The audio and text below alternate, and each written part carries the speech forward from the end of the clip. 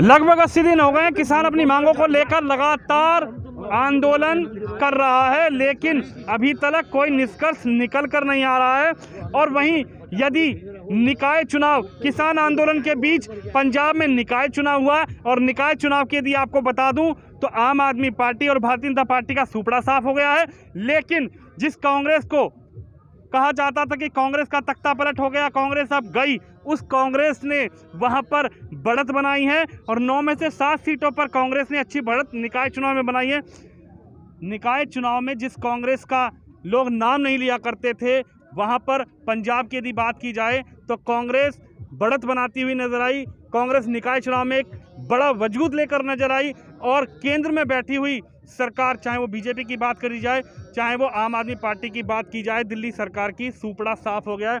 क्या आपको लगता है कि जो किसान नाराज है, क्या निकाय चुनाव से किसान की नाराजगी सामने नजर आती हुई नजर आ रही है? क्योंकि आने वाले समय में कुछ राज्यों में चुनाव होने जा रहा है, चाहे वो बंगाल की बात की जाए, चाहे वो उत्तर प्रदेश की बात की जाए। जिस तरह से नगर निकाय के जो नतीजे आए हैं और नतीजे जो है भाजपा के लिए जो है कहीं ना कहीं सबक देने वाले हैं। तो कहा ये तो बस अगड़ाई है, आगे बहुत लड़ाई है, ये तो अगड़ाई। और हम किसान इस वजह से नहीं खुश हो रहे हैं कि कांग्रेस ने बढ़त बनाई है। कांग्रेस की बढ़त बनाना, लेकिन भाजपा पार्टी का जो है, भारतीय जनता पार्टी का जनाधार घटना, ये कहीं ना कहीं अशुभ संकेत है भारतीय जनता पार्टी के लिए और किसानों के लिए शुभ संकेत है। जिस तरह से जो है नगर निकाय के चुनाव में शिरोमणि अकाली दल और भारतीय जनता पार्टी का खाता न खुलना इस बात को दर्शाता है कि कहीं ना कहीं जो किसानों की नाराजगी है वो आप नगर निकाय के चुनावों से देख रहे हैं। और आने वाले तमाम बड़े चुनावों में, विधानसभा के चुनाव हो, लोकसभा के चुनाव हैं, जो चुनाव होंगे वहां आपको नतीजे और निष्कर्ष दिखाई देंगे। तो कहा ये तो बस अगड़ाई है, आगे बहुत लड़ाई है। हम किसान इस वजह से कुछ नहीं है कि जो है कांग्रेस ने बढ़त बनाई। हमारा ना कांग्रेस से कोई फायदा है, हम यहाँ ना किसी सरकार का विरोधाभास कर रहे हैं। सरकार द्वारा लाई गई 3 कृषि कानूनों का विरोध कर रहे हैं। सरकार कोई नरेंद्र मोदी या जो है मुख्यमंत्री योगी का विरोध नहीं है, ये सरकार द्वारा थोपे गए 3 कृषि कानूनों का विरोध है। विरोध वही है जो मोदी जी जब गुजरात के मुख्यमंत्री हुआ करते थे, जिस एमएसपी पर कानूनी जामा, अमली जामा पहनाने की बात करते थे, विरोध वही है कि आप जब जो है गुजरात के मुख्यमंत्री हुआ करते थे, आप कहते थे कानूनी जामा पहनाया जाए, किसानों की हालत तभी सुधरेगी। आप चिट्ठियां लिखते थे यूपीए के जो प्रधानमंत्री थे मनमोहन सिंह को। अब आखिरकार दिक्कत क्या है? लगातार आप कह रहे हैं एमएसपी था, एमएसपी है, एमएसपी रहेगा। तो मैं कहता हूं प्रधानमंत्री मोदी जी प्रधानमंत्री नहीं थे, वर्तमान में प्रधानमंत्री हैं, भविष्य में प्रधानमंत्री नहीं होंगे। अगर आप इतने कॉन्फिडेंस के साथ कह सकते हैं एमएसपी था और है और रहेगा, तो कहने से नहीं चलेगा, लिखित में देना होगा। लिख के दीजिए, कानून बनाइए, हम मान लेंगे। क्योंकि मोदी जी की किस किस बात पर हम जो है भरोसा करेंगे कि मोदी जी तो 15 लाख देने की बात कर रहे थे, 2 करोड़ रोजगार देने की बात कर रहे थे, बड़े बड़े स्लोगन चलते थे, बहुत हुई डीजल पेट्रोल की मार अब की बार मोदी सरकार, बहुत हुई महंगाई की मार अब की बार मोदी सरकार, बहुत हुआ किसानों का अत्याचार अब की बार मोदी सरकार। तो मोदी सरकार ही तो थी, लगातार जो है तमाम वायदे करती थी। तो भाई साहब जिस तरह से जो है मोदी सरकार ने किया है, तो अब तो भरोसा नहीं रह गया किसानों का। तो आप लिख कर दीजिए। अगर आप कह रहे हैं तो सबसे पहले अगर आप एमएसपी पर बात कर रहे हैं तो मैं कहता हूं एमएसपी पर आप कानून बना दीजिए। उसके बाद 3 कृषि कानूनों के बारे में बाद में बात कर लेंगे। एमएसपी पर ही पहले कानून बनाइए, एक काम निपटाइए, एमएसपी पर कानून बना दीजिए, उसको कानूनी जामा पहनाइए, जो है आप पेश करिए और उसके बाद कानून बन जाएगा। फिर कृषि कानूनों के बारे में बाद में बात कर लेंगे। मैं देख रहा था आप जो सवाल कर रहे थे कि जो है एक राष्ट्रीय चैनल दिखा रहा है कि जो राकेश टिकैत की संपत्ति 80 करोड़ की संपत्ति आपके नेता राकेश टिकैत की बताई जा रही है। जब 80 करोड़ के किसान हो जाएंगे, इनकी संपत्ति होगी, तो किसान जो गरीब किसान कहा जाता है, गरीब किसान कौन होगा भाई? वो दिखाओ। सीबीआई है आपके पास, ईडी है सरकार के पास, सीबीआई ईडी है, जांच करवाइए। बेनामी संपत्ति है कोई? अरे भाई साहब किसान के पास कितनी संपत्ति है, गुनाह कर दिया। राकेश टिकैत किसी का लूट करके मार के भाग आए।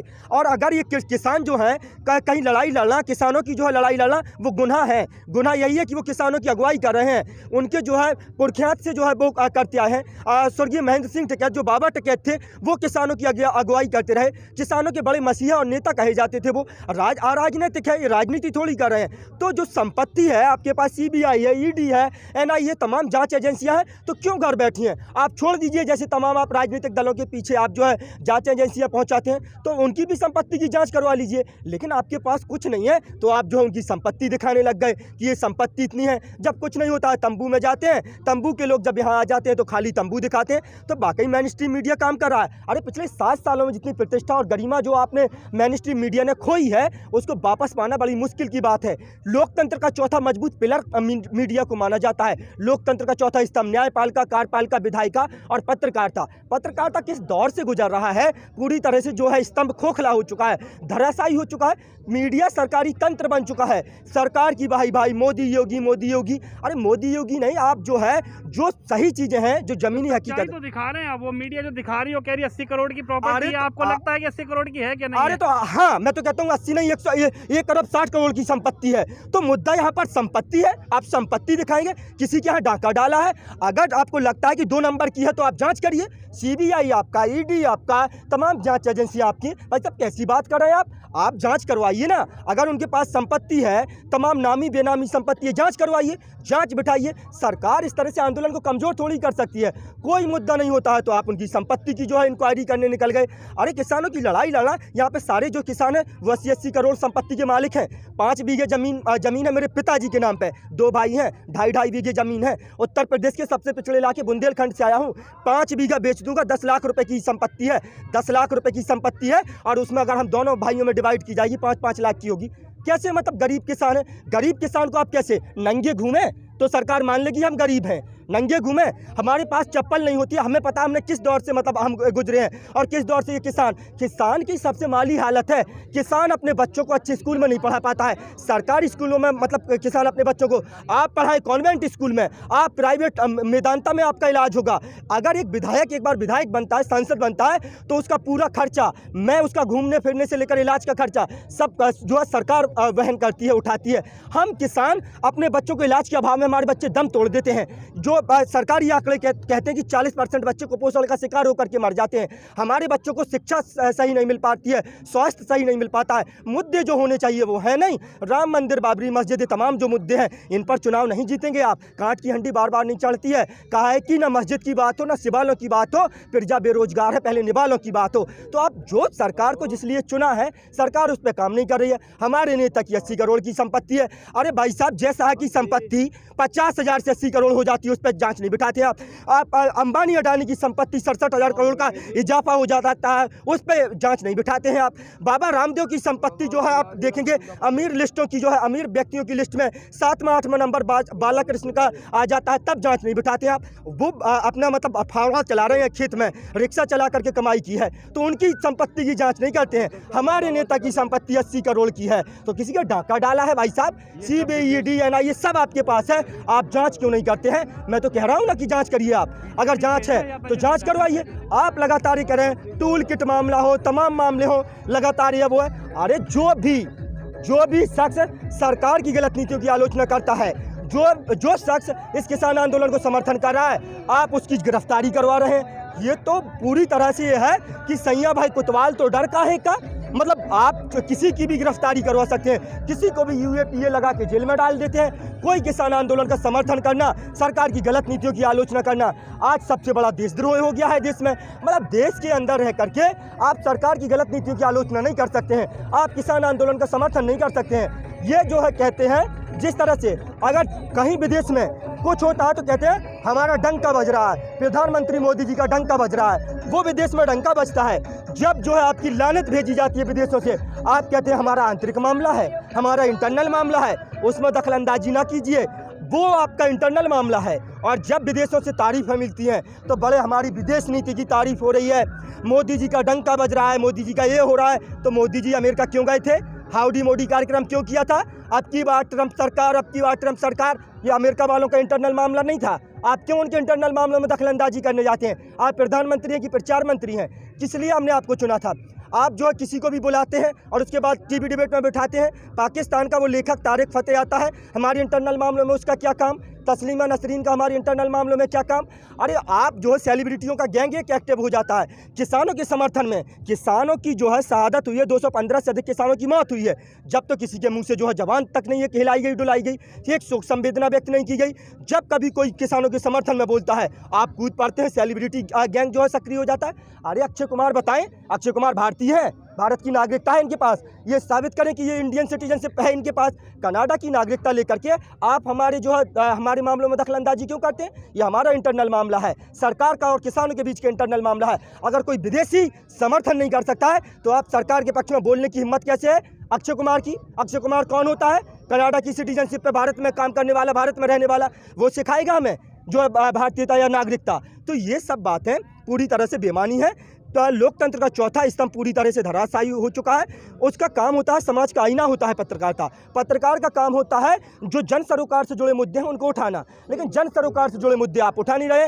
तो यही है कि लश्कर भी तुम्हारा, सरदार भी तुम्हारा, अरे तुम झूठ को सच लिख दो, अखबार भी तुम्हारा। इस दौर के फरियादी जाएँ तो जाएँ कहाँ? हुकूमत भी तुम्हारी, दरबार भी तुम्हारा, मीडिया पूरी तरह से दरबारी हो गया है। आप बताइए 99% 9% जो मीडिया है वो पूरी तरह से अंबानी, अडानी और सरकार की वाही कर रहा है। इस किसान आंदोलन से मैं ये नहीं कहता हूँ आप किसान आंदोलन के प्रवक्ता बनिए, किसानों की जो है प्रवक्ता बन करके खबरें चलाइए।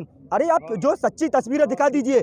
और मैं कहता हूँ मीडिया ने अपना काम पूरी ईमानदारी से किया होता तो ये सरकार कब की घुटनों के बल आ गई होती, तीनों कृषि कानून वापस ले लिए होते और अभी जो है एमएसपी पर कानून बना दिया होता। लेकिन मीडिया काम ही नहीं कर रहा। मीडिया लगातार जो है आता है खाली तंबू की फोटो खींच के, लोग किसान आंदोलन समाप्त है। अरे हमारी रणनीति हम तय करेंगे, तुम अपना काम करो भाई साहब। तुम्हें जो काम मिला है पीएमओ से जो फ़ोन आता है, स्क्रिप्टेड होता है, जो मिलता है काम आप करिए। हम किसानों को क्या करना है? हमारा आंदोलन कमज़ोर है, भीड़ बढ़ती है, मीडिया के पेट में दर्द, भीड़ कम होती है, मीडिया के पेट में दर्द। अरे मीडिया समझा देना, हम करें तो करें क्या? हमारे आंदोलन में भीड़ होती है, कोरोना फैलने का खतरा। हमारे आंदोलन में भीड़ नहीं होती है, लोग घर जा रहे हैं। अरे यार 10 लोग जाते हैं, 10 लोग आते हैं, आना जाना लगा रहता है, आवागमन है, लोगों के खेतों में काम है। यहाँ पूरी पश्चिमी उत्तर प्रदेश गन्ना बेल्ट है, गन्ना बेल्ट में गन्ने की कटाई चल रही है, मिलों पर डाला जा रहा है। मैं उत्तर प्रदेश के बुंदेलखंड से आता हूँ, एमपी मध्य प्रदेश का जो बुंदेलखंड का इलाका है, वहाँ जो है मटर की कटाई, मसूर की कटाई, तमाम कटाइयाँ चल रही हैं, लोग वहाँ व्यस्त हैं।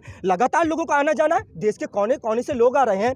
जो आप देखेंगे तमिलनाडु से लेकर के, महाराष्ट्र से लेकर के, कन्याकुमारी से लेकर के असम तक से, नॉर्थ ईस्ट से किसान आ रहे हैं। आप कह रहे हैं किसान नहीं, आपके ऊपर जो चश्मा लगा है ना, सरकार का जो चश्मा लगा है, उससे आपको किसान नजर नहीं आएंगे। आप उस चश्मे को पहले उतारिए, उसके बाद देखिए आपको किसान भी नजर आएंगे। लगातार जो है 365 × 24 घंटे हम खेतों में काम करते हैं। हमें पता है बिना किसी लंच, बिना किसी ब्रेक के, बिना किसी छुट्टी के 365 × 24 घंटे खेतों में काम करने वाले हम किसान हैं, किसान पुत्र हैं। हम तीनों मौसम, सर्दी, गर्मी, बरसात, अपने सर के ऊपर से निकाल देते हैं। हमें गर्मी का डर दिखाएंगे? हमने कड़कड़ाती ठंड जो है झेल ली, अब तो ये तो गर्मी है और गर्मी का इंतजाम किया जा रहा है। यहाँ पर जो है लगाए जाएंगे टीन सेट लगाए जाएंगे और कूलर और जो है पंखे का इंतजाम किया जाएगा। आप कहेंगे फंडिंग कहाँ से आ रही है? तो फंडिंग के किसान सबको फंड करते हैं, तो हमें फंडिंग की ज़रूरत है। हमें आप बता रहे हैं फंडिंग, अरे जांच करिए ना। मैं वही कह रहा हूँ, आपका फेलियर है। अगर आप ये सोच रहे हैं फंडिंग कहाँ से आ रही है, आपके पास इंटेलिजेंस ब्यूरो है, आपके पास सीबीआई है, ईडी है, आपके पास एनआईए है, तमाम जांच एजेंसियां आपकी हैं, सरकार में आप हैं। तो आप जांच कर लीजिए कहां से फंड आ रहा है, कितनी संपत्ति है राकेश टिकैत जी की, सारी जो है चीज़ों की आप जांच करिए। उसके बाद जो है आप कहिए। लेकिन आप बस कह देने से जो है चीज़ें मान ली नहीं जाती कि आप कुछ भी कह देंगे तो मान लिया जाएगा। कहाँ से फंड आ रहा है, कहाँ से फंड नहीं आ रहा है। हम किसान सब पैदा करते हैं, आलू से लेकर के, सब्जियों से लेकर के, फूल से लेकर के, फल से लेकर के और गेहूँ से लेकर के सब हम जो है उगाते हैं, हम पैदा करते हैं। हमें कह रहे हैं गाजर का हलवा खा रहे हैं, हम पिज्ज़ा खा रहे हैं। आप नंगा दिखना चाहते हैं किसान को। आप तो कहते थे हवाई चप्पल पहनने वाला हवाई जहाज़ में सफ़र करे। मेरी ये तमन्ना है हवाई चप्पल पहनने वाला हवाई जहाज़ में सफ़र करे। ये टूटी चप्पलों पर आपने ला दिया। आपने तो हवाई चप्पल पहनने वाले को हवाई जहाज़ के बाहर एयरपोर्ट पर खड़ा करने लायक नहीं छोड़ा। धीरे धीरे सारी संपत्तियां बेचे जा रहे हैं। आप कहते थे सौगंध मुझे इस मिट्टी की, मैं देश नहीं बिकने दूंगा। सौगंध मुझे इस मिट्टी की, मैं देश नहीं झुकने दूंगा। अब है कि सौगंध मुझे इस मिट्टी की, मैं कुछ नहीं बचने दूंगा। तो आप कुछ नहीं बचने दे रहे हैं। सेल बेच दिया, गेल बेच दिया, भेल बेच दिया, ऑयल बेच दिया, रेल बेच दिया और रेल बेच दिया, डालमिया ग्रुप को लाल किला रख दिया, एयरपोर्ट बेच दिया। बताइए बचा क्या है साहब? अब किडनी बची है लोगों की, वो किडनी पर भी नंबर लगाइए, किडनी भी बेच दीजिए। लगातार बेचे तो जा रहे हैं। मैं जो है कह रहा हूं, मैं देश के प्रधानमंत्री पद की गरिमा का ख्याल रखता हूं और लगातार उनका सम्मान करता हूं। मैं व्यक्ति विशेष का सम्मान करूं या नहीं, आप हमारे प्रधानमंत्री पद पर बैठे हैं, मैं आपका सम्मान करता हूं और विनम्रतापूर्वक जो है आपको कह देना चाहता हूं कि आप जो है इन तीनों कृषि कानूनों को वापस लीजिए। एमएसपी पर एक कानून बनाइए। अगर आप एमएसपी की बात कर रहे हैं तो MSP पर पहले बनाइए, उसके बाद कृषि कानूनों पे बात कर लेंगे। लेकिन आप ये मत कहिए कि ये खाली हो रहा है, मीडिया ना दिखाए। कहा धीरे धीरे रे मना, धीरे सब कुछ होए, माली सिंचे 100 घड़ा ऋतु आए फल हुए।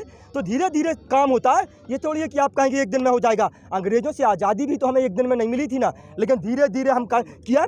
कहा कोई लक्ष्य इंसान के साहस से बड़ा नहीं, अरे हारा वही जो लड़ा नहीं। और कहा मंजिल मिल ही जाएगी, भटकते ही सही, गुमराह तो वो हैं जो घरों से निकले ही नहीं, घर से निकल आए हैं और मंजिल मिलेगी और जो है मुकम्मल मिलेगा। कहा है कि जो है जिस तरह से लगातार ये सरकार कह रही है कि मान लो तो हार है और ठान लो तो जीत है, ये किसान ठान चुके हैं, बिल्कुल ठान चुके हैं और सरकार को घुटनों के बल ला करके मजबूर कर देंगे। जिस तरह से तमाम नतीजे आ रहे हैं, ये नतीजे जो है रिजल्ट में बदलेंगे, नतीजे निष्कर्ष में बदलेंगे।